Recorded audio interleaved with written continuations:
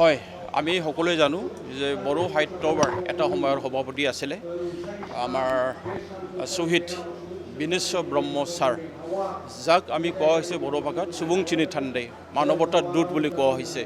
তেখেতৰ আজি 26তম মৃত্যু বাৰ্ষিকী দিৱস আৰু এই মৃত্যুক আমি সহজভাৱে ল'ব পৰা নাই, নলওঁ। কিয়নো এটা সময়ত আমাৰ বড়ো সমাজৰ মাজত ভুল বুজাবুজিৰ কাৰণে তেখেতৰ যিটো আদৰ্শ, তেখেতে যিটো চিন্তা কৰে, তেখেতৰ যিবিলাক কাম কাজ কৰা, তেওঁ আচলতে বড়ো জাতিৰ কাৰণে কৰিছিলে, কিন্তু সেইটো সময়ত কিছুমানে ভুল বুজি পেলাই তেখেতক শ্বহীদ কৰা হ'ল।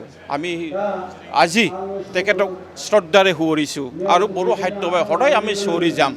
বিনেশ্বৰ ব্ৰহ্মক আমি হয়, তেওঁ শাৰীৰিকভাৱে মৃত্যু হৈছে, কিন্তু তেখেতক আমি মৃত্যু হ'বলৈ নিদিওঁ। তেখেতক নাম আমি পৃথিৱীত ৰাখিবলৈ চেষ্টা কৰিম বড়ো সাহিত্য সভাই, আৰু সেইটো কাৰণে আজি ইয়াত তেখেতৰ 26তম যিটো নেকি শ্বহীদ দিৱসৰ দিনা বড়ো সাহিত্য সভাৰ পতাকা উত্তোলন কৰা হৈছে।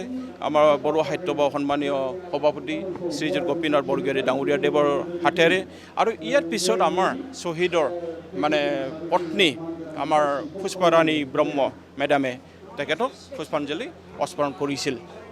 পিছত মই আপোনালোকক দিম, কাইণ্ডলি প্লিজ।